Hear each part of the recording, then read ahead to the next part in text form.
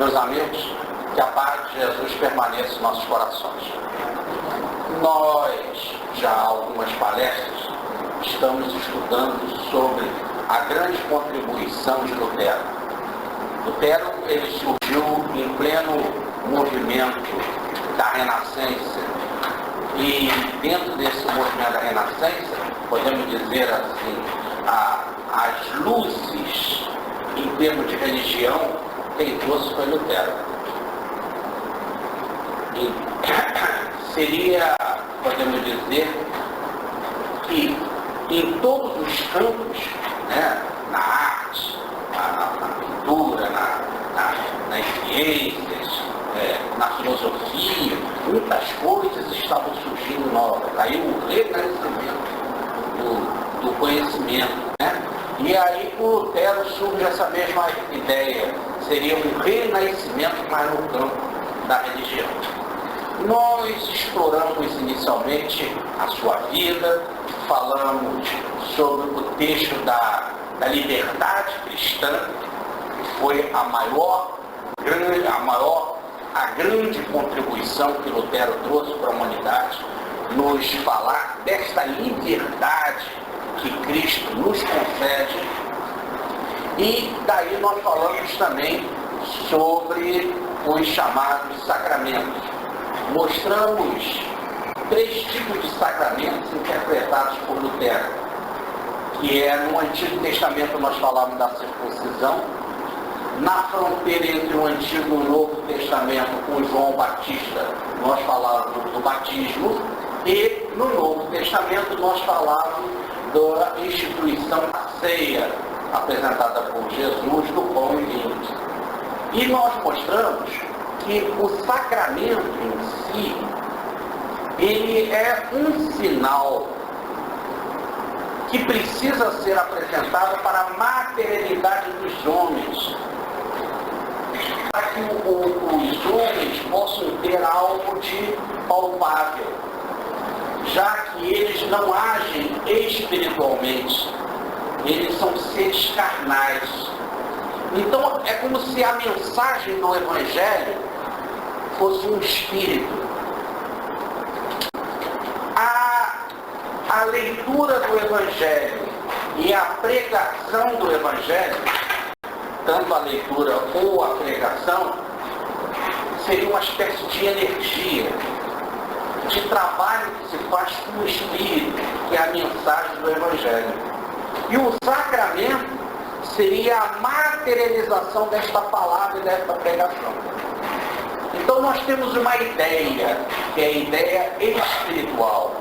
Essa ideia chega através do homem, e o homem adquire essa ideia de 2 formas, ou pela pregação, ou pela leitura. Mas mesmo assim, ele acha que a mensagem dada pela pregação ou que ele leu, que é muito impalpável. Ele ainda precisa de algo para tocar, algo que ele possa carregar. Então, a mensagem dessa em forma de sacramento. Por exemplo, nós vimos no Antigo Testamento o sacramento, ou sinal, seria melhor dizendo, porque até a própria palavra sacramento, da circuncisão, para que mostrar que todo ser que vem à Terra, ele vem sobre a marca divina, sobre a vontade divina. Depois nós falávamos do sacramento do batismo, que foi um novo passo para a humanidade, simplesmente para dizer para o homem, olha, você tem que mudar de comportamento. E como a gente toma um banho e a gente fica mais limpo, mudando de comportamento, a gente vai ficar limpo mentalmente, nós vamos ficar limpo espiritualmente. E depois com relação à ceia, onde que Jesus ele divide o pão e passa o vinho para todos. E ele diz que ardentemente queria comer aquela ceia com os seus apóstolos, dizendo então que ardentemente ele queria aproveitar aquele momento, já que ele estava ali prestes a passar pelo maior sacrifício que a humanidade conheceu, que foi o seu sacrifício na cruz, onde viria a maior mensagem que a humanidade também já conheceu, que é a mensagem da ressurreição. Então, diante dessa expectativa de algo tão importante que viria para frente, ele queria aproveitar para estar com os seus amigos, conversar com eles e deixar aqui com eles uma lembrança. E ele fala então uma promessa. Só faz uma promessa, como se na hora da morte, que é quando você está fazendo então um testamento. Então você faz um testamento, e nesse testamento tem uma promessa, ou tem uma herança, que vai ficar para aqueles herdeiros. E ele diz que os herdeiros é todos aqueles que tivessem fé na mensagem que ele deu. A única coisa que se devia fazer, perguntaram para Jesus, o que é que eu tenho que fazer? Ele falou, crer naquele que Deus enviou. Esse é o único compromisso maior que o homem tem que ter. Crer, confiar, ter fé em Jesus, que foi o enviado de Deus. E para todos que aceitam essa mensagem, ele faz com que a pessoa venha participar da sua herança. E a sua herança, a herança que ele nos concede, que resulta em vida, a herança que ele consegue e oferece a todos, é que todos vão ficar livres dos seus erros. Porque nos textos se fala a remissão dos pecados. A remissão dos pecados é, você vai aprender o caminho correto. Se você está perdido aqui na vida e não tem orientação, você vai ter um mapa de libertação. O Evangelho não vai caminhar por você, mas vai te dar todas as condições de acerto, onde você vai ter um mapa muito bem sinalizado, e não só sinalizado para você caminhar, Jesus diz, eu sou o caminho, mas com alguém que caminhou e venceu. Venceu com a vida, com a ressurreição. E para provar que o seu caminho, que o seu mapa é correto, é um mapa que salva, que orienta, que tira o erro da criatura e tira os seus enganos, e ele faz o seu derramamento de sangue. Como se estivesse dizendo assim, eu dou a minha vida, eu me sacrifico por garantia, como se fosse um sinete, uma marca de que a minha mensagem, o meu testamento, o meu evangelho é verídico. É tão verídico que eu me sacrifico por ele. E como é algo extraordinário que veio de Deus, diz Jesus, eu quero comungar com todos. E ele quer que essa mensagem vá para todos, para que todos possam ter a bênção desta liberdade, desta grande liberdade cristã, como falava Lutero. E então, o que ele faz? Ele institui o chamado sacramento do pão e do vinho, que é uma mensagem de fraternidade. Ele pega o pão, divide e dá para todos. Esse é o meu corpo, é a minha doutrina, é a minha mensagem. Pega o cálice, todos bebem também, isso significa o sangue que eu derramarei do meu testamento, da minha mensagem. Então não é só uma mensagem que eu distribuo, mas eu distribuo ela na garantia da minha própria morte, morrendo por ela. Mas até como se estivesse ensinando que eles também deveriam, confiando nessa mensagem, também se fosse o caso, se fosse preciso, que também morressem por ela. Pela certeza da bênção, do benefício que ela nos dá. Como um pão te beneficia, te alimentando, como um vinho te beneficia, matando a tua sede, te fortificando, assim Cristo, que é o maior bênção, a maior dádiva de Deus, também nos fortifica espiritualmente. E ele então comunga com os outros, oferecendo-se a si mesmo. E diz, fazer isso em memória de mim. É como se fosse um brinde, né? Você reúne os amigos e vai fazer um brinde. Agora nós poderíamos fazer um brinde, fizemos no início da nossa reunião, um brinde ao Livro dos Espíritos, um brinde a Allan Kardec. Não é isso? Fizemos isso em memória do Allan Kardec, nesse nosso momento de confraternização inicial. Não é isso? Jesus pede também para que na fraternidade do dividir o pão, na fraternidade de tomar um vinho com o outro, e aí você pode também na fraternidade de comer lá um filé, de comer um peixe, de comer lá um sanduíche, de tomar um refrigerante, um suco de caju, seja lá o que for. É nessa fraternidade de se alimentar de uma forma muito descontraída, na fraternidade de estar com teus amigos. Aproveita para fazer isso em memória de Jesus. Não há nada mais importante do que neste momento de confraternização da gente saudar a vida em Cristo. Falar dele, falar do seu testamento, falar da sua vida, falar do grande exemplo que ele nos deixou, falar do seu sacrifício, inclusive na cruz, por amor à sua verdade, à sua mensagem. É isso que é a síntese do seu sacramento. Ele pede então para a gente fazer isso em memória dele. Toda vez que você estiver reunido, vai comer um pão com você, principalmente com seus amigos, e que vai tomar o seu vinho, ou que vai comer qualquer comida, e você agradece a Deus a generosidade daquilo que vai te alimentar, você também não pode esquecer de fazer em memória do Cristo um agradecimento ao Pai em honra daquele maior alimento que é o alimento espiritual que você recebeu, que é Cristo. É isso que significa. Por isso que a palavra caristia quer dizer agradecimento. Logo, aquela ideia da missa, o que é a missa? Isso? A missa pode ter uma porção de coisa antes, pode ter uma porção de coisa depois, mas aquilo que tem uma porção de coisa antes, aquilo uma porção de coisa depois, é só, podemos dizer assim, vai e vem, costuras para o momento central que é se falar, é fazer este agradecimento, esta Eucaristia da presença de Cristo. Não é isso? Esse é o momento, isso que é a missa. Olha, agora veja bem. Então, a missa nada mais é do que esta Eucaristia, do que esta comunhão.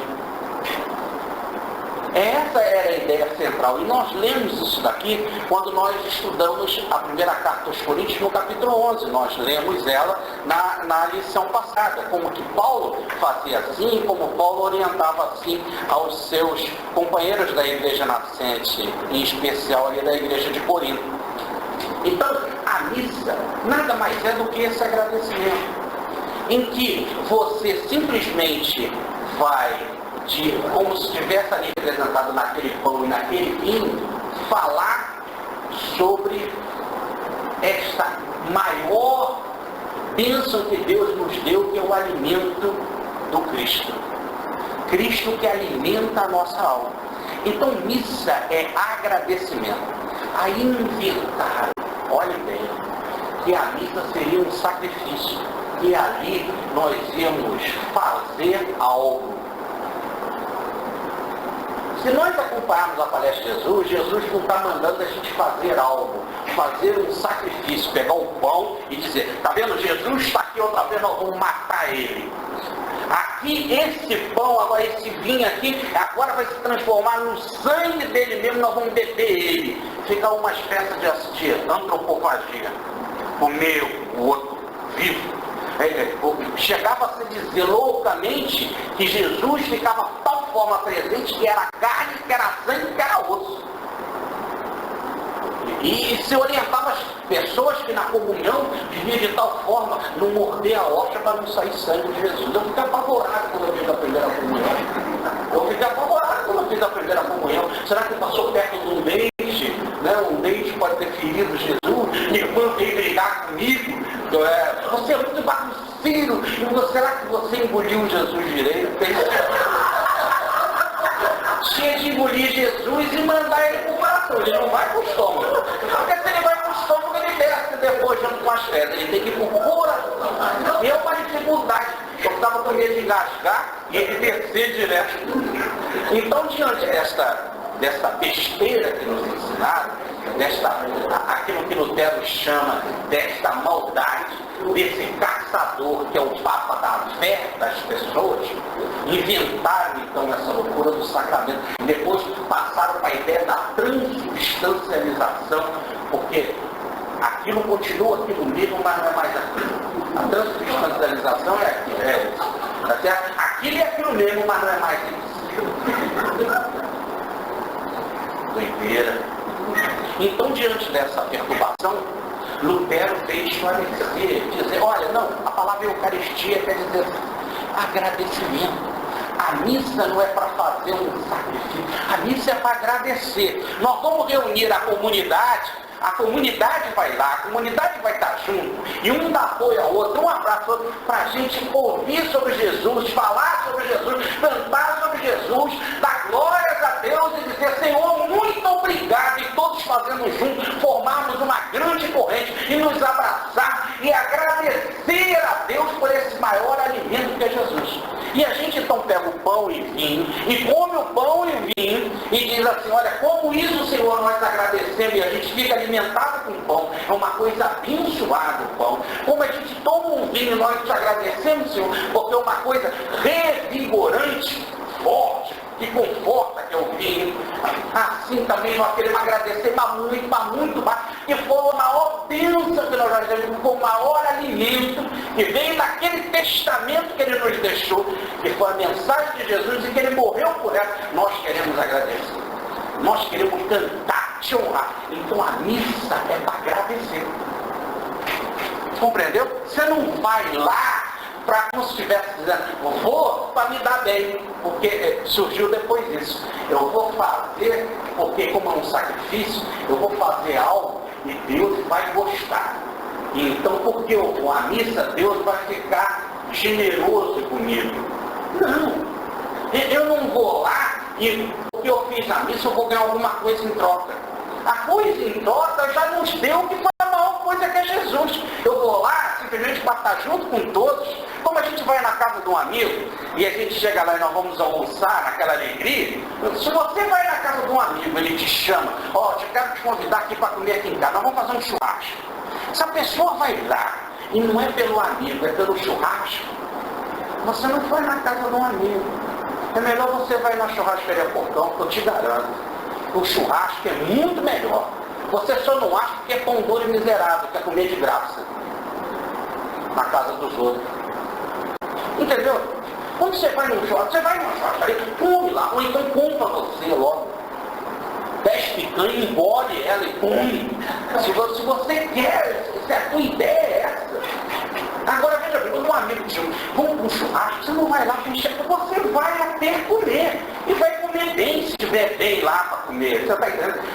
Mas você vai para se alegrar com ele. Tem tantas vezes que a gente vai na casa dos outros, às vezes a comida sai errada. Entendeu? Mas é tanta alegria, você gosta tanto da pessoa, não é isso? E é aquele abraço, é aquele beijo, aquela fraternidade, é isso. Fazer isso em memória do amigo. Você vai lá porque o filho passou na faculdade, porque o outro melhorou de saúde, porque nasceu o filho dele, porque uma outra festa qualquer, porque ele se formou, etc. Né? Você vai lá para abraçar. E lá também tem coisa gostosa que você vai comer. É isso. Então, como você vai comer lá o bolo que vai ser feito, vai ter lá o churrasco que você vai comer que vai ser feito, e você agradece essas coisas, você vai agradecer muito mais o seu amigo ter, o filho dele ter nascido, por ele ter passado na faculdade, por ele ter isso. Esse agradecimento. A vida é sempre agradecer essas coisas boas. Então, quando a comunidade cristã se reúne, ela vai o quê? Ela vai agradecer a vida.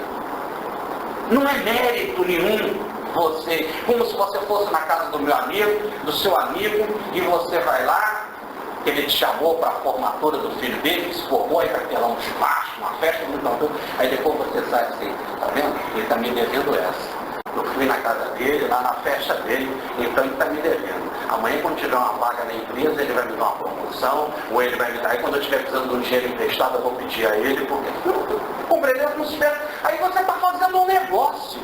Você não vai para, se é amigo, se é alguém que você ama, você vai para agradecer, para louvar, para cantar, para se distrair. É isso. Com Cristo também, Ele nos chama para essa confraternização com Ele, com os amigos dele, e que nós temos que multiplicar pelo mundo inteiro para vibrarmos diante de Deus pela essa bênção que é Jesus. Então, inventaram uma opção de coisa. Por exemplo, missa de aniversário. Então, esta missa em homenagem ao meu aniversário. Ao meu aniversário de casamento. Então, o padre vai chegar lá, vai botar a hóstia, vai botar isso, vai botar aquilo, em homenagem ao teu casamento. Não tem nada a ver isso. Homenagem ao teu casamento.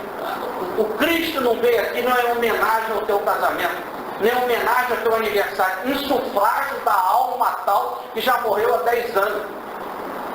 Você não pode fazer isso para a alma do outro, para o aniversário do outro, para o casamento do outro, e tudo paga. Não é nada disso. Veja bem, a palavra é um agradecimento, um louvor que você é participante, não é o outro. É como se fosse assim, mais ou menos, o seguinte: o Estênio me convida para ir na formatura do filho dele, vai ter um churrasco. Aí eu vou lá, tá certo? E eu estou indo nesse seu churrasco, Estênio, em homenagem a Maria Helena. Compreendeu? Ele me convida para ir na casa dele num churrasco, para a formatura do filho dele. Eu chego lá, eu estou vindo aqui em homenagem a Maria Helena. Ou estou vindo aqui em homenagem à minha avó Afra, que morreu em 70. Aí eu tá tudo bem, vamos lá, obrigado pela tua avózinha, mas é bom você estar aqui, não? Tudo hoje em homenagem à minha avó, mas para meu filho, eu pego o problema. A minha avó Afra. Imagina até o nome dela, Afra. Mas é um nome que não é bonito, o nome da minha avó, né? Na festa assim, o cara não vai gostar. Entendeu? Uma coisa que eu... Aí o outro me chama, eu vou lá, hoje é pro meu aniversário, ele faz uma festa para o aniversário do filho dele, me chama para ir lá com o meu bolo, eu estou aqui pro meu aniversário. Em homenagem ao meu aniversário. Não é do meu filho. Entendeu? Ele está nos chamando, Jesus, para a gente se confraternizar e brindarmos e louvarmos esta bênção que Deus nos deu, que é Ele. Então eu não posso substituí-lo para ninguém.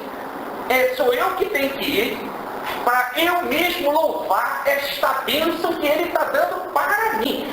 Não sou eu que estou dando nada para Ele. Tanto que a gente vai no ofertório, lá, dentro daquelas pessoas, cada um leva um presentinho para Deus. Quando tem que levar, Deus não está precisando de nada. As pessoas são muito ignorantes. E os pais são muito mentirosos, que eles querem um ofertório para ele. Então, são ladrões. Então o que acontece é o seguinte: não tem nada que levar nada para Deus. É o contrário, você vai lá para agradecer que quem ganhou o presente foi você. Qual foi o presente? Cristo.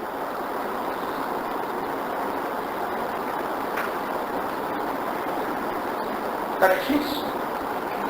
Você vai lá agradecer. Então você não pode fazer isso por ninguém, nem para a alma de ninguém. Você vai lá agradecer. Então é bom nem ir, e já que está tudo enrolado, está tudo confundido, está tudo esquisito, tá certo? A ideia é faça você mesmo, com seus amigos.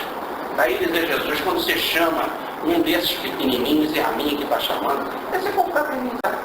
Nós viemos aqui para quê? Para orar, para tomar um papo, para receber a mensagem da doutrina. É isso que é a comunhão. Formamos uma grande comunidade de troca de informação. Tá bem? Bom, então terminamos esse assunto. Mas eu queria falar de um outro assunto. Que é, ele fez o testamento dele. Nesse testamento ele nos deixou a todos por herdeiro. A condição para recebermos a herança é ter fé nele. E se temos fé, nós podemos receber a herança, que é a vida que ele quer nos dar, e tirar todos os enganos. E para isso, ele quer de tal maneira fazer que ele vai derramar o seu sangue por nós. Quer dizer, ele vai morrer por nós.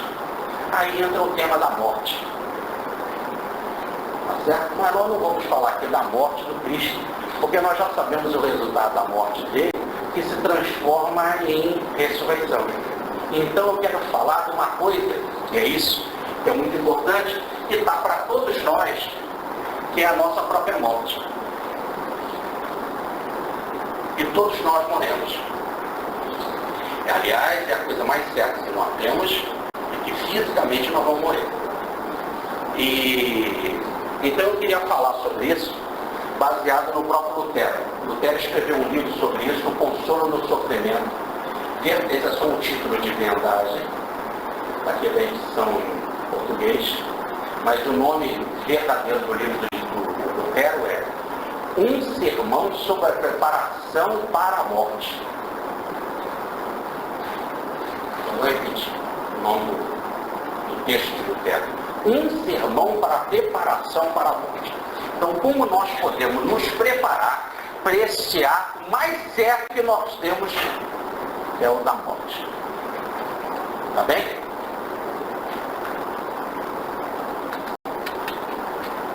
Lutero é um apóstolo. Um apóstolo, ele fala coisas firmes, mas lindas demais, verdadeiras demais. Vocês vão ver que isso tudo acontece porque em 1519, um conselheiro do príncipe eleitor da Saxônia, chamado Marcos Eixart, pediu a Lutero, esse conselheiro do príncipe, pediu a Lutero para que ele escrevesse sobre essa preparação para a morte.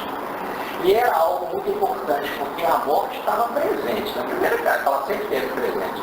Mas naquela época era um problema. As pessoas morriam a qualquer hora. Um dia estava bom, no outro dia, porque era infecção de tudo que era jeito, era peste, era guerra, era invasão turca. Então, as pessoas estavam ali diante da morte a toda hora. Principalmente não tinha isso, né? Problema de higiene, de limpeza, né? Não tinha negócio de rico e pobre, todo mundo morria, a peste chegava, porque o rico era imundo. Por exemplo, uns 200 anos antes, lá com Luís IX, né? Que é até santo, São Luís IX, depois veio a ser o presidente da Sociedade Espírita de Paris, ele gostava de ficar muito tempo sem tomar banho. E ele achava que aquilo era muito bom. E então ele precisava tomar banho até ele poder depois assim passar assim, a unha, assim, tirar uma camada. Aquela pele morta.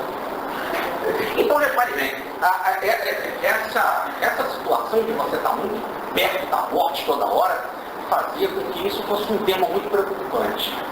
E a pergunta, morri de uma hora para outra e tal, e estarei salvo. Aí Lutero vai falar sobre isso. Aí a voz do apóstolo. Agora eu queria que vocês transportassem essa ideia para 1519. Vocês vão ver então que cerca de 500 anos atrás, né, 490 anos atrás, por resumir, 500 anos atrás, que mensagem de força e de amor que ele traz e de esperança. E de realidade. Então ele começa assim. Primeiro, a morte é uma despedida. A morte, ela é uma despedida temporal. Temporal, quer dizer, é uma despedida da materialidade. E aí, quando você vai se despedir dessa materialidade, você tem que pensar, primeiro, em saber que você vai ter que abandonar tudo. Segundo, você vai ter que organizar os seus bens. Para organizar os seus bens, para que não venham a acontecer brigas, desavenças, não é isso? E também para que não venha a acontecer uma má utilização daquele bem, daquele patrimônio que você tem, se é que tem algo. Né? Se não tiver, basta abandonar. Mas tem gente que tem e está preso. Ou então tem as coisas dos outros, que fica de olho. Então, é abandonar tudo. A morte é um momento da despedida temporal, em que a pessoa tem que passar a vida se exercitando a abandonar as coisas nessa hora, a não carregar fardo pesado como um baú cheio de coisas na hora de morrer. Abandonar, organizar os seus bens, para quem que você vai passar, para quem que você vai fazer, para quê? Para que não haja briga nem desavença. As brigas e as desavenças não só são coisas desagradáveis para as pessoas que você ama, mas também com a sobrevivência da alma você vai estar atrelado àquelas brigas e não vai se sentir bem. Os seus parentes estejam lá se digladiando, sofrendo por causa disso. E também porque se você tem bens, esses bens não devem ser mal utilizados. Não é? Pode ser usado para caridade, para ajudar nas escolas, ajudar em benefício das pessoas, dos seus empregados, etc. Então, agora, a morte também ela tem que ser para uma outra despedida muito importante, que é a despedida espiritual. E não existe maior e mais importante despedida espiritual do que, e aí Lutero é simplesmente genial, do que conceder perdão a todos, sem distinção. Olha, você já tem que perdoar agora, diz Jesus, né? Antes de levar sua oferenda ao altar, vai e faz o perdão. Mas na hora da morte, então, ir embora assim, sabe? Não perdoou, eu odeio. Poxa, para com isso. Hã? Perdoar. E tem gente até que perdoa, mas em alguns casos fala assim, mas eu orgulhoso, e a pessoa então vê que o sujeito está para morrer e vai lá pedir perdão. Ah, eu também quero aproveitar que ele pediu perdão, mas eu não aceito o seu perdão. Não, também aceitar todos os perdões. Quem quiser te perdoar, vamos perdoando, vamos perdoando. Mandar perdão, aceitar perdão, ali você está na hora da... É uma despedida. E não existe maior despedida espiritual, coisa linda do que o perdão. Aí dizer Jesus, né? Perdoai 70 vezes 7, perdoai 100. E aí, Lutero passa por um novo conceito.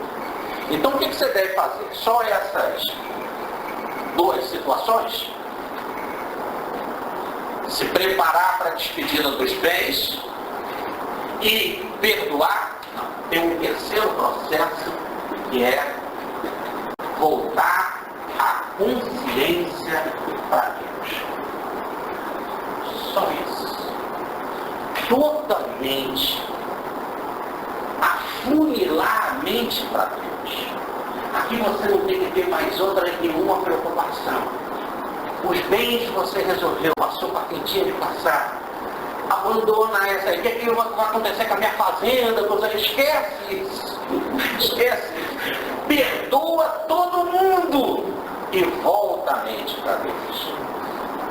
Gente, quem já leu o Bar do Tobol, que é um livro milenar do Tibete, e que no livro Problemas Atuais de Petrobaldi, quem gosta de Petrobaldi, tem um capítulo maravilhoso em que ele analisa o Bar do Tobol à luz do espiritualismo moderno.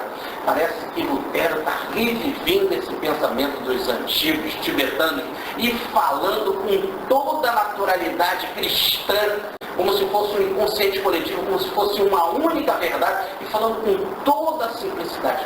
Volta a mente para Deus. Se afunila em Deus. E ele vai dar aqui uma ideia maravilhosa. Ele vai dizer assim, você vai pensar o que é voltar a mente para Deus. Você vai pensar no nascimento. Então você vai pensar, olha que coisa interessante, na hora da morte você vai pensar numa criança. Uma criança na hora do nascer dela. Bom, essa criança, ela está dentro do ventre materno. Ela está lá, apertada no ventre materno. Não é isso? Está apertada. E ali na hora do nascimento, há duas situações, parece que já é até freudiano, né? Ele é de 1500, mas parece que já é do início do século XX, parece Freud falando. Aqui ele está, o neném está com medo e cheio de perigo. Diante daquela situação ali apertada no ventre, e que ele vai para uma nova realidade, começa as contrações do parto. Ele vai nascer. Aí quando ele nasce, aquele mundo pequeno, que era o ventre materno, se transforma em algo que ele fala, olha a expressão dele que eu vou resumir aqui, o grande céu da nossa grande terra. Então, o sujeito sai do ventre e se depara com uma nova moradia. Agora ele não está mais na moradia da barriga da mãe, ele está na moradia da grande terra, que tem um grande céu para ele. Lá dentro era pequenininho, apertado. Agora passou por um grande processo de medo e de perigo, com aquelas contrações em que ele foi expulso de lá. Mas quando ele foi expulso, ele se depara com um grande céu, dessa grande terra que passa a ser a sua moradia. Aí eles vão falar agora da morte. A morte também você está no ventre. É o ventre da mãe terra. E aqui o ventre da mãe terra é muito maior do que o ventre da mãe. Né? O ventre da mãe terra, ele tem esse céu enorme, tem essa terra imensa, mas você está aqui dentro dele. E você passa por momentos de perigo e pavor na hora da morte para ser expulso desse ventre. Para ser expulso desse ventre. Ele fala como os antigos chamavam o que acontecia com os cristãos na hora da morte. Natale. Eles não falavam no dia que um santo morre. Agora, segunda-feira é dia de São Jorge, dia 23 de abril. Não é o dia da morte de São Jorge, sim em latim, do Natale de São Jorge. Vai nascer. Entendeu? Do nascimento de São Jorge. Então, esse nascer é mais ou menos isso. Você vai sair do ventre, que é a mãe terra, tá certo? E vai para um algo muito maior, superior, em termos de apertado e de melhor, que é a vida espiritual. Então, em vez de você ficar pensando na morte, nas coisas ruins da morte, pensa no neném. Olha o pastor falando, olha o apóstolo falando e dando conselho para as pessoas em 1519. Está na hora da morte? Pensa no neném. Pensa no neném nascendo. Aí, então pense também nesse versículo de Jesus, que está em João no capítulo 16, versículo 21. Uma mulher, quando está para dar à luz, sente medo. Mas depois que dá à luz, ela já não lembra mais do medo, porque através dela um ser humano nasceu no mundo. Olha a frase de Jesus. Uma mulher que está para dar à luz, ela sente medo. Mas depois que ela dá à luz, ela não sente mais medo, porque ela fica extremamente alegre porque um homem veio ao mundo. A natureza também, diz Paulo na carta aos Romanos, gemidores de parto. Você vai ter que sair daqui da mãe terra e vai ser expulso pelo fenômeno da morte. Tudo também passa por medo. Você vai sair deste algo estreito que é a materialidade e vai para uma abertura fantástica. A natureza sofre como uma mãe, mas depois que a alma liberta, depois que você se liberta no plano espiritual, você fica tão feliz do lado de lá em ver os seus amigos, ser recepcionado pelos amigos, que você não quer mais voltar. Porque houve um Natal. E você percebe que antes a mãe sofre e fica alegre porque um ser nasce neste mundo. No caso da morte, o ser nasce no plano espiritual. E toda a vida, e você e os seus amigos do lado de lá ficam alegres. Porque você nasceu, é um novo cidadão da parte espiritual, do lado espiritual. E aí ele vem com agora novos conceitos. No entanto, você tem que fazer um preparativo para a morte. O melhor preparativo para a morte é quando você está aqui na vida. Esperar na hora para a coisa acontecer, na hora que você está lá, pronto. Não, você tem que passar a vida toda planejando esta tenda passageira, como diz Pedro. Nós habitamos numa tenda passageira e você no final vai ter que desmontar a barraca, tá certo? E ó, embora, acabou o acampamento. É muito chato quando você está num acampamento, vem a ventania, vem a onda da praia, carrega a barraca, não é isso? O mais interessante é se você já prepara tudo, gradativamente depois desmontando a barraca e tudo, para bate, foi. Isso aí. Então, esse preparativo da viagem. Uma coisa que você pode fazer, e aí ele está falando com a cabeça de 1519, ele ainda não tinha tantos critérios ainda com relação a sacramentos, acho que não importa, é o fato histórico que a gente pode falar aqui. Um dos preparativos é pedir lá um sacerdote, né, que era a realidade do mundo que ele vivia, a confissão, a comunhão e a extremunção. São os três sacrifícios, os três sacramentos na hora da morte. Você confessar os seus pecados, diz ele, né, é melhor não falar todos que não dá tempo. Pega logo os maiores, se ela quer, fala, não estou brincando, ele dizendo, pega logo os maiores, né? Ele já sabe que não dá tempo, aproveita também para comungar, fazer a ceia do Cristo, né? E pedir também a extremunção. Agora observe o que ele vai dizer. Tem hora que não dá tempo para isso. Tem hora que não dá tempo. O negócio já está, o sacerdote não está ali perto, está fazendo uma extremunção, todo lugar longe, não dá para chegar. E aí? Aí ele vai dizer assim, o que vai explicar tudo para nós. No entanto, a gente não deve se apavorar e não receber esse sacramento. Porque o sacramento, ele só serve para a fé. Sem a fé, eles não servem para nada.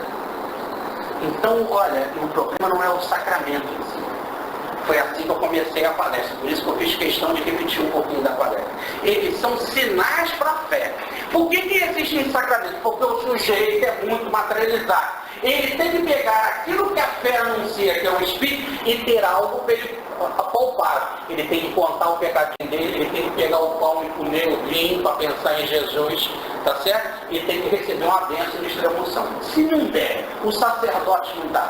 Ele diz, aquilo tudo significa apenas exemplos, são imagens da fé que você tem com Cristo. Você não tem fé em Cristo? Se tem, não precisa do sacramento. Se ele aparecer, ótimo. Se for da tua religião e ele aparecer, muito bem. Se ele não aparecer, o que vale é a fé. Porque também tem o seguinte, se eles aparecerem os sacramentos, todos os três, a confissão, a comunhão e a extremunção, e você não tiver fé, eles não servem para nada. Entenderam? Eles apenas anunciam, são uma imagem. É como um retratinho da mãe. Aqui é a mamãe, você não lembra? Vê o retrato da mamãe. A mamãe é. Aqui o meu tio. Não, é um retrato. Ele só faz, você vê o retrato e você recorda. E aquele dia que eu estava no piquenique, ó. Aquele dia, foi do meu aniversário de 17 anos. Isso deve ter mais ou menos uns 20 anos atrás. Meu aniversário de 17 anos. Então, é só para você lembrar. Então, os sacramentos, eles são nada mais, nada menos do que sinais para você recordar daquilo, da promessa que aquilo traz. Entendeu? Mas como você já tem a fé, então o que vale, antes de tudo, é a fé. Bom, então a primeira coisa é se preparar. Se você se preparar, você pode ter lá o sacramento. Tá certo? Se não der para aparecer o sacramento, você tem que estar preparado com o que mesmo, hein? Com a fé. E se o sacramento aparecer e você não tem fé, você não se preparou.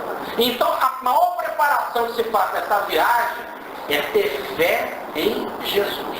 Eu tenho fé, sei que Ele é o Senhor da minha vida, sei que Ele domina a minha vida. Fechado? Com o sacramento ou sem sacramento, eu tenho que ter isso preparado. Confio em Jesus, Jesus é tudo para mim. Mas não é da boca para fora, não. Só da boca para fora não adianta nada. Não é isso? E nem aquele homem que estava lá fazendo a expulsão de espíritos ruins. Ele falou em nome de Paulo, falou em nome de Jesus, e o espírito ruim disse para ele, Jesus eu conheço. Paulo também, mas você não. E deu uma surra no camarada. Então isso está na Bíblia, está no Atos dos Apóstolos. É a Atos dos Apóstolos. Então não adianta nada. Então veja bem, não é falar da boca, é ter a certeza e a confiança em Cristo. Se você tem a certeza e a confiança em Cristo, isso é fé. Bom, aí ele vem dizer assim, por isso que não adianta na hora da morte você ficar falando de pecado, nem pensando no teu pecado. Esquece isso. Por isso que até ele já está anulando esse negócio da confissão. Você vai falar do pecado, aí ele vem assim, o foco não pode ser o pecado. O foco tem que ser a virtude que aquele sacramento te traz. Olha, aquele sacramento que você queria que não chegou, ou que chegou, aquele sacramento, vamos ver o primeiro, da confissão, é uma promessa em que eu poderei ser perdoado. Então o que vale é que eu posso ser perdoado. Segundo,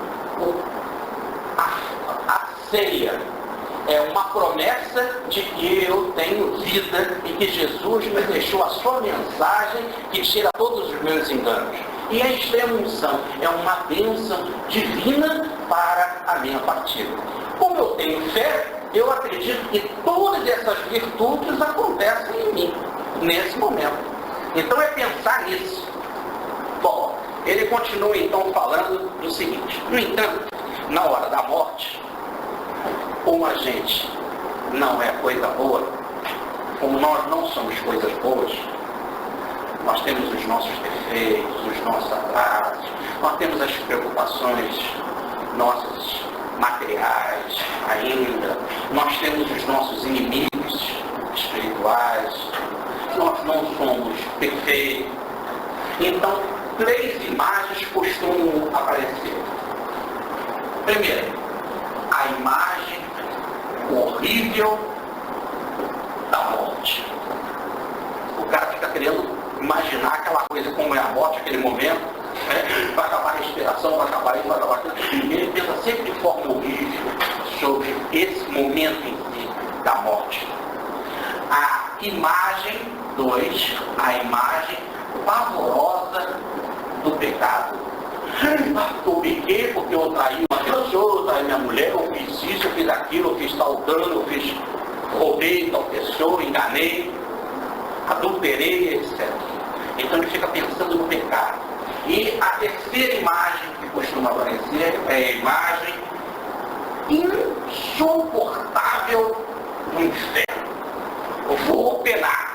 O espírita pensa num umbral. Vou com umbral. Tá certo? Se ele for mesmo, se ele não for mesmo o espírita, mais ou menos ele já pensa logo que ele vai para a cidade das trevas, como nos fala André Luiz. Então, são essas 3 situações. É aquele momento da morte, aquela imagem, aquilo que fica rondando a sua mente, vamos colocar aqui, fica rondando a sua psicosfera, a sua consciência, e ele começa a entrar em desespero. É a imagem da morte que o assusta, a horrível morte, é a imagem pavorosa dos erros dele, dos seus pecados, e a imagem horrorosa do que vai acontecer com ele. Ele pensa naquela época o inferno, hoje você pode pensar, vai ter purgatório, o limbo não pode mais, graças a Deus que acabou. Mas você pode ir para qualquer um desses lugares, umbral. Bom, então, diante dessa situação, é necessário pensar como você vai resolver essas imagens. E Lutero diz ali, gente, você está na hora da morte, né? Está ali naquela hora da despedida. Volte para Deus. Não é a hora de pensar nessas coisas. Imagina, um sujeito está lá na cama, e aí você chega para ele e diz para ele: ô, meu amigo, vim falar hoje com você da morte. Ou então fala para ele assim: e aí o pecado? Vai você, nunca perdoou, nunca enganou ninguém lá, nunca tentou trapacear ninguém, isso é hora. Quero dizer para você sobre a labareda do inferno.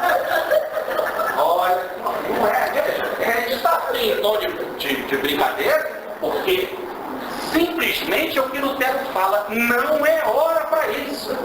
Se despeça dos seus bens, perdoa a todos e se volta para Deus. E pensa na criança, no nascimento, no novo Natal que vai acontecer contigo. Entendeu? Não é hora para pensar nessas coisas. Bom, então a gente não tem que pensar na morte. Tem, dizer, nós temos que pensar na morte na vida.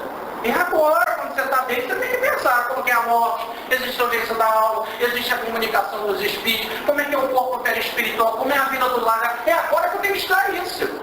Eu não vou querer, naquele momento da morte, fazer um impulso de André Luiz. Pode me escrever aí, eu estou aqui, eu estou em coma, pode me escrever no curso de André Luiz, não dá mais. Você tem que passar agora. O André Luiz contém um livro Obreiro da Vida Eterna para você ler agora. O Bardo Todol, que eu acabei de citar, é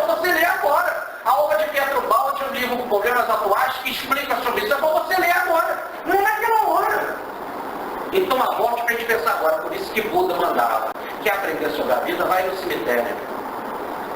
Vai lá, fica lá sentado lá em cima de uma cova, fica lá pensando. Agora, na hora da morte você vai fazer isso. Por quê? Porque naquela hora você está fragilizado organicamente, emotivamente. Então não é nessa hora. É na hora que você está com energia, está com vida para pensar na morte. Em relação aos pecados, né? Já existe até uma frase do Salmo que ele cita, em que ele diz assim, Salmo capítulo 51, versículo 3, um salmo de Davi que diz assim: os meus pecados estão sempre diante dos meus olhos.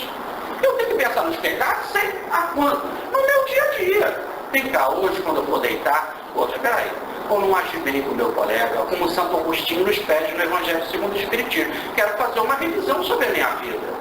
Não está certo como agir hoje, etc. É nesse momento, nem na hora que você está enfraquecido na morte. Na hora da morte, voltar para Deus.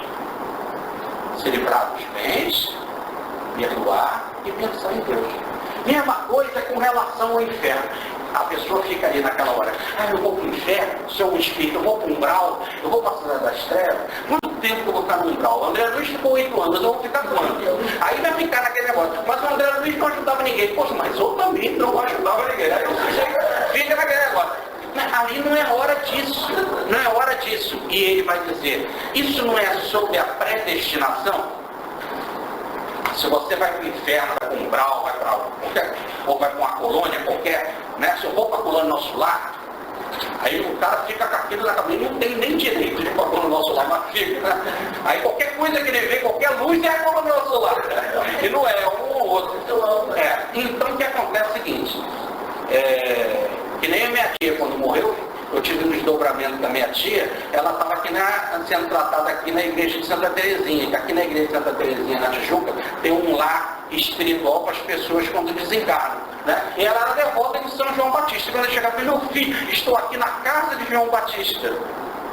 Ela falou para desdobrada. Ela estava lá em Santa Terezinha. Pouco importa, Santa Terezinha não está nem aí. Mas é isso, a pessoa fica, eu vou precisar chegar para ela. Não, você não vai para a casa de João Batista, eu vou para a casa de Santa Terezinha. Capaz até de brigar. Não quero, eu quero na de João Batista, eu sou devoto de São João Batista, não Santa Terezinha. O homem não ficar nessa confusão mental, esquece isso. Olha, isso é coisa da predestinação, diz Lutero. Se é da predestinação, é de Deus. Aí ele fala uma frase fantástica. Deus tem que ser Deus. Não é você que tem que ser Deus e dizer para onde vai, querer descobrir para onde você vai. Não, Deus é Deus. Aí ele fala uma frase fantástica. Olha, Ele sabe muito mais do que você precisa do que você mesmo. Ele é Deus. Ele sabe muito mais. Você não precisa ficar preocupado. Vai para o inferno, não vou comprar ou não, vou ficar contente. Não! Pensa só numa coisa, em Deus, no amor de Deus, na bênção de Deus, volta tua mente para Deus e esquece. O que vai acontecer, Ele vai fazer para você. Ele é Deus. Entendeu? Ele é Deus. E Ele sabe muito mais do que você precisa, o que é melhor para você, o que é uma bênção para você, muito mais do que você possa imaginar. Tá certo? Aliás, como diz Santo Agostinho, ele deseja muito mais bem a você do que você a você mesmo. Bom, então o que você tem que fazer? Mas essas imagens, então, podem ficar rondando por ali. Então diz ele, não convida essas 3 imagens para entrar na tua casa. Esta expressão de Santo Agostinho, de Lutero, Lutero era um monge augustiniano, né? Então por isso a confusão. Mas essa expressão de Lutero é, não convide essas 3 imagens para entrar na sua casa. Essa sua casa é o ego, é a alma, é a consciência. Não convida. Show! Bota para fora. Volta a mente para Deus. É um exercício, volta a mente para Deus. Por isso que o cristão tem que orar. E a oração é o motor do cristão. E ele tem que aprender a orar. Ele tem que fazer esse exercício de voltar pela oração para Deus. Agora, continua aí então Santo Agostinho. Lutero. O que é que eu tenho que pensar? Se aparecer a imagem da morte, eu transformo ela em vida. Se aparecer a imagem do pecado, eu transformo ele em graça. Se aparecer a mensagem do inferno, eu transformo ele em céu. Então ele tem uns antídotos. É que nem quando a serpente te morde, você tem um antídoto para curar do veneno, não é isso? Não deixe essas imagens entrar. Volte a mente para Deus. Elas entraram. Age com o antídoto. Pintou a imagem da morte? Cristo é vida. Cristo ressuscitou. A vida. Parece livro de autoajuda, né? É interessante. Pintou a ideia do pecado? Sim, eu tenho erro, mas Cristo me ama. Ele veio aqui me ensinar tudo que eu preciso aprender com relação à verdade. Ele é a verdade. Ele veio trazer a verdade. Eu quero saber da bênção que ele me trouxe, que é a graça. Não importa o meu pecado. Pecador eu sei que eu sou. Mas o importante é a bênção que ele tem para me dar. E ele me prometeu vida. Veio a ideia do inferno, ele me prometeu o céu. Ele me prometeu o reino dos céus. E ele subiu aos céus no final da ascensão. Reverta o processo. Tá certo? A ideia é não deixar isso acontecer. Não deixe essas três imagens entrar na sua casa. Se antes você tem que estar protegido com a ideia de só pensar em Deus. Pensar na criança no nascimento e saber que você também vai nascer agora numa nova realidade que é a parte espiritual. Bom, aí ele vai dizer assim, uma outra coisa que pode te ajudar muito é na hora da morte, você pensar no olho de Cristo. Pensar em Cristo como pura vida. Ele é pura vida. As portas estavam fechadas, ele entrou, ele disse, sou eu mesmo também. Veja que o fantasma não tem carne e ossos como vede que eu tenho. Ele é pura vida. E ele dizer assim, ele ressuscitou, colocaram ele lá no túmulo, a pedra do túmulo saiu do lugar, Cristo apareceu, e ele então foi maior do que a morte, diz Lutero, ele desprezou a morte. A morte foi morta por Cristo. A morte está morta em Cristo, diz ele. A morte está sufocada e derrotada. Então pensar na vida do Cristo, porque é importante, porque quando a mente fica voltada para Deus, Deus é algo muito subjetivo, nós não temos a imagem dele, nós não temos a forma, e às vezes a pessoa é mais densa mentalmente e ela não consegue pensar em algo transcendente como Deus. Ela precisa de uma imagem. Então é a ideia do sacramento, entendeu? Pense numa imagem, pensa na imagem do Cristo glorioso, impassível, vencendo a morte, destruindo a pedra do túmulo, passando pela porta fechada, ficando com os apóstolos, subindo aos céus, o Cristo que desprezou a morte, que matou a morte, que sufocou a morte, que venceu a morte. Pensa como Paulo, onde está, ó morte, o teu aguilhão? Onde está, ó morte, a tua vitória? Cristo sufocou a morte. É isso que diz Lutero. Revivendo Paulo, ele diz isso. Ora, no entanto, ele ainda te dá uma imagem muito bonita. E essa é abençoada, e todos nós que guardar essa frase, não só para nós, no nosso momento da nossa passagem, mas inclusive para ensinar para as pessoas e falar essas palavras quando a gente for visitar um doente, em vez de falar aquela de março, esquece isso, e mais falar dessa frase maravilhosa. Olha que frase, que está em João, no capítulo 16, versículo 33. Disse Cristo, no mundo vocês terão inquietação, em mim, porém, terão a paz. No mundo vocês terão inquietação. Em mim, porém, terão a paz. Nada mais importante do que a alma aflita nesse momento da passagem, ouvir algo que canta assim, de forma tão calorosa, tão substanciosa, tão rica de amor como essa. O mundo te oferece inquietações. Eu te ofereço a paz. No mundo você terá inquietação. Em mim você terá paz. Então coloque a sua mente vida tranquilamente repousada em Cristo. Como numa outra frase ele disse a mim: vinde a mim, todos que se encontram aflitos e sobrecarregados, que eu vos aliviarei. Tomai sobre vós o meu jugo e aprendei de mim, que sou manso e humilde de coração, e encontrarei repouso, tranquilidade, serenidade, paz para as vossas almas. É isso que Lutero diz. E aí, ele ainda acrescenta algumas coisas interessantes para a meditação. Ele dá um exemplo. Como dar um exemplo de Jesus? O sujeito, às vezes, ele demora para desencarnar, né? Então, como ele demora para desencarnar, ele tem que ter essas ideias. Já podia parar aí, mas são ideias a mais que fortalecem as pessoas, fortalecem os que estão em volta, os amigos que podem estar conversando com ele, etc., alimentando ele nesse momento.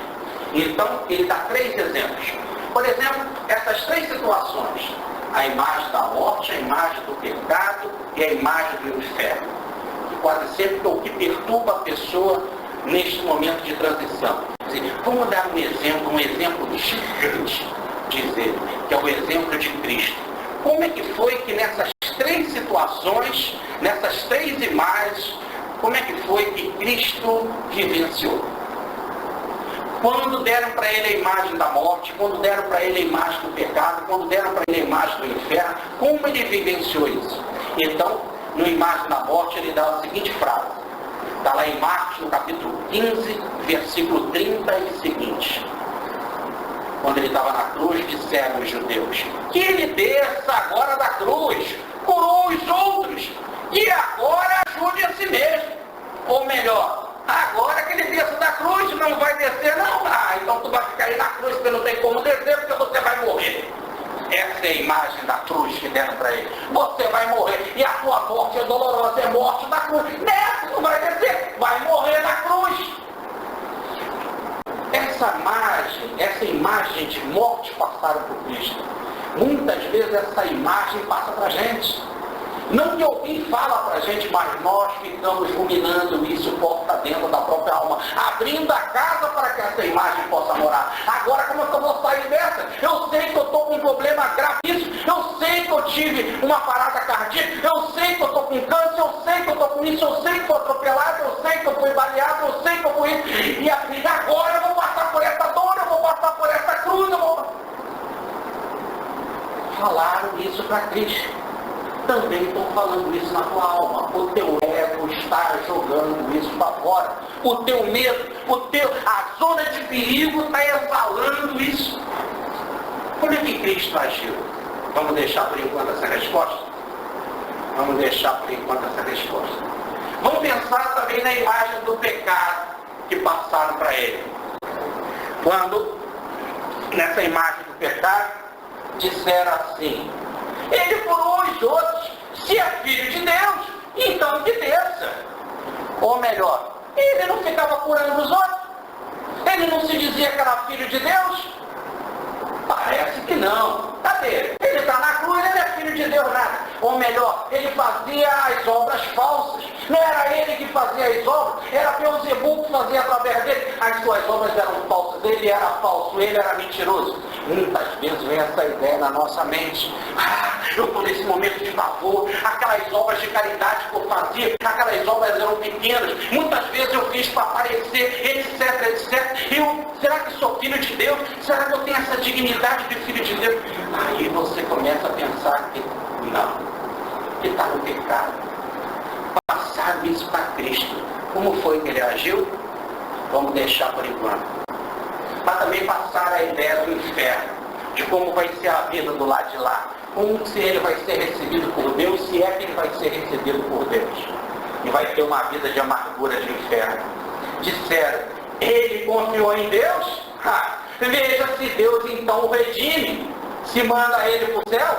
Se o redime, ele diz ser filho de Deus, então que Deus o redima. Ele não confiava em Deus? Não é filho de Deus? Não é nada, ele é filho do diabo. E é simplesmente essa ideia do inferno. Você fez tudo que você fez, não serve para nada. Você vai ser ou não redimido por Deus? Se é filho de Deus, vai ser, mas tudo indica que não é. Você não é filho de Deus.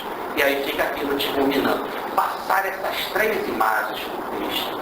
A imagem da morte, a imagem do erro, do pecado, da que as suas obras eram falhas, e passar a imagem de que Deus não vai redimi-lo do inferno.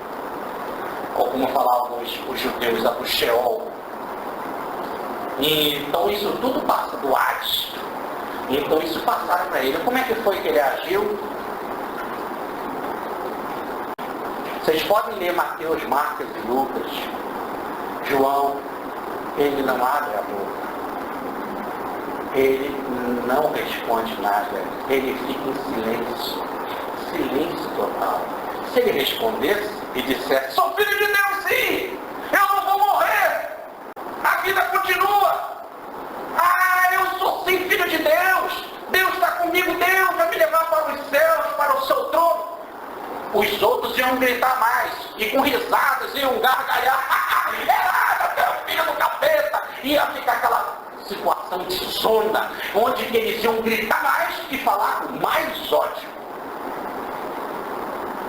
Toda vez que você resolve atacar o mal te responde com mais ódio, porque nós não temos direito de atacar ninguém, porque quem nos ensinou isso foi uma pessoa chamada mesmo Jesus. E ele deu uma frase fantástica: não resistir ao maligno. Não é isso?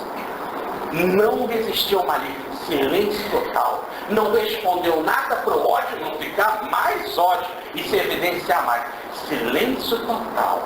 E depois do silêncio, em que o mal gritou e desesperou e apresentou todas as suas imagens e se cansou de espernear e teve a resposta de silêncio, e em contrapartida, está em Lucas no capítulo 23, versículo 34, ele interpela por eles: Pai, perdoa-os, porque não sabem o que fazem. Não tem consistência o que eles estão falando. Tudo isso são imagens ocas, vazias, não faz efeito em mim, não entra na minha casa. A minha casa está contigo. E voltando o espírito para Deus, rendeu a alma e diz: Pai, nas tuas mãos entrego o meu espírito. Não é a nenhuma dessas imagens, elas não entram na minha casa.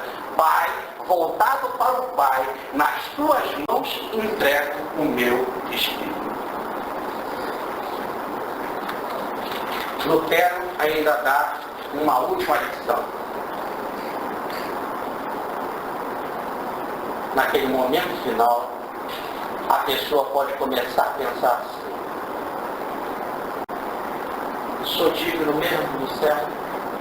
Ele me prometeu o céu. Sou digno? Eu, um pecador, um filho da queda espiritual? Sou digno?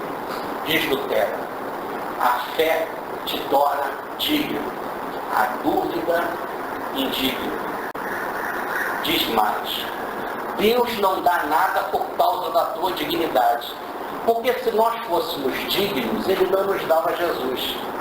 Nós vivíamos no erro, nós não tínhamos nenhuma orientação, nós estávamos perdidos, e Ele, por amor, nos deu Jesus. Não é porque nós tínhamos coisas boas que Ele nos deu Jesus, como se fosse por um agradecimento. Não. Vocês não são dignos, mas eu vou te dar Jesus. E vocês, se amarem esse Jesus e quererem seguir os seus ensinamentos, vocês serão dignos de toda a promessa que Ele traz. Não por vocês, mas pela mensagem que Ele vincula com a mensagem de amor e misericórdia. Deus nos dá Jesus por causa da sua graça, por causa da sua misericórdia, por causa do seu amor, não por causa da nossa dignidade. Porque se nós fôssemos esperar ser dignos para receber alguma coisa de Deus, nós estamos fritos. É como dizia o meu amigo Newton Boechat: se a gente for esperar ser espírito puro para ser ajudado, quando que nós vamos ser ajudados? Tá certo? Até as nossas asas de bater, a gente voar, ser anjo. Então, é a graça, a misericórdia, o amor. Veja bem, o Pai nos ama. É como a mãe que ama o filho, independente do filho ser do bem, o filho está no caminho do erro.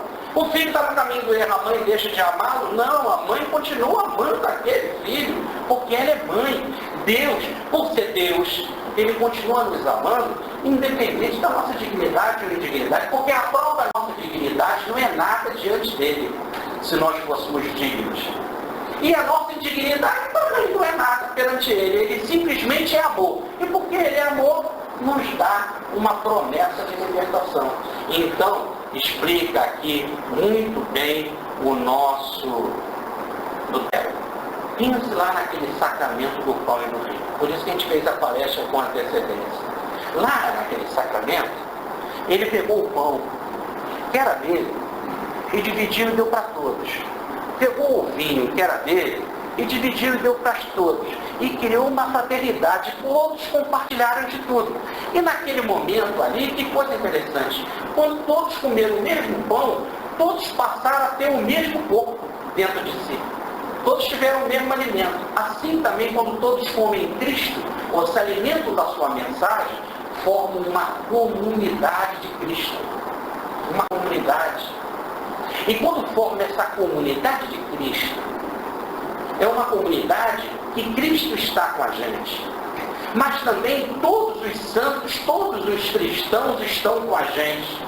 Todos os anjos estão com a gente. A mãe de Jesus está com a gente. É uma comunidade enorme. E essa comunidade forma um só corpo. Como diz Paulo na sua carta aos Coríntios, um só corpo, que Deus é a cabeça. Que Cristo é o diretor, é a cabeça. Então é um só corpo.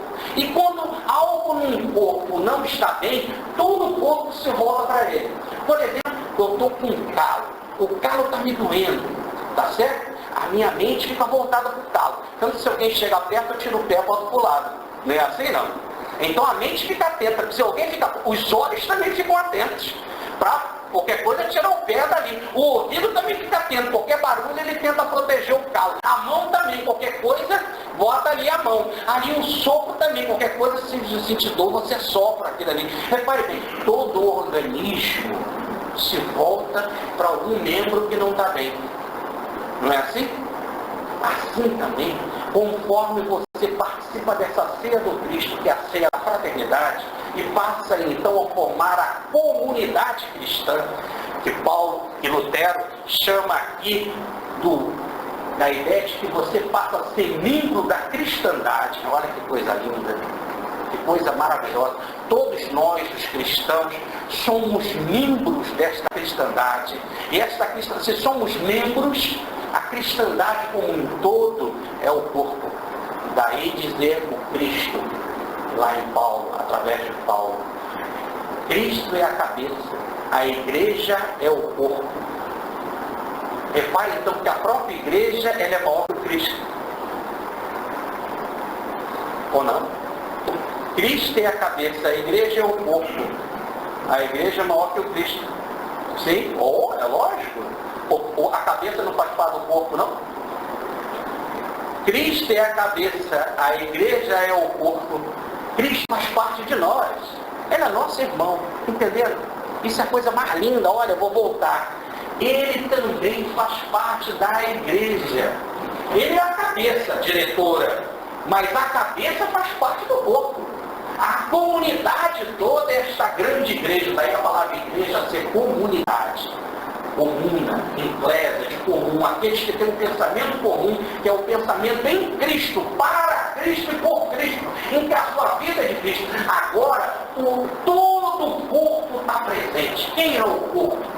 Deus, que nos deu Cristo, o Cristo, todos os santos, toda a comunidade cristã, todos os anjos, a mãe de Jesus, todos estão presentes.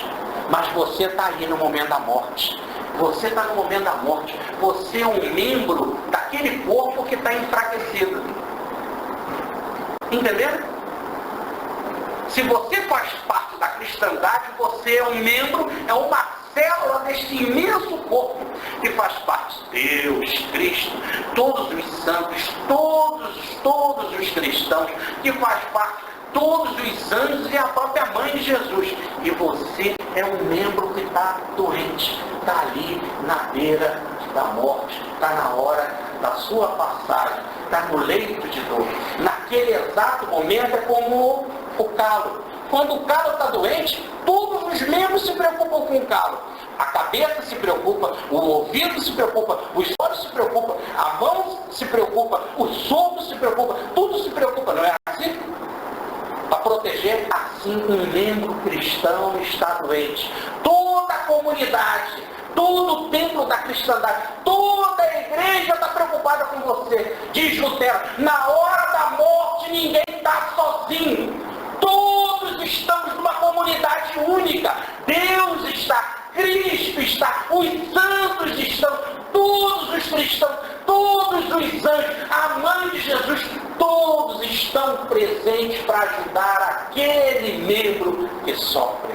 E ele vai ter uma excelente passagem, porque toda a comunidade está com ele. E quando ele for expelido desta mãe terra, deste ventre que é a terra, ele vai adquirir uma dimensão espiritual inusitada, imensa, incomparável, da beatitude, da glória de estar perfeitamente alicerçado nesta grande egrégore, nesta grande comunidade que se chama cristandade. Diz então Lutero, quem está na cristandade não está sozinho nunca, nem na hora da morte. É ali, principalmente ali, que ele tem a certeza de que toda a cristandade está com ele, vive para ele, respira para ele e o oferece a vida maior. E abre as portas e ele recebe a mensagem dos céus.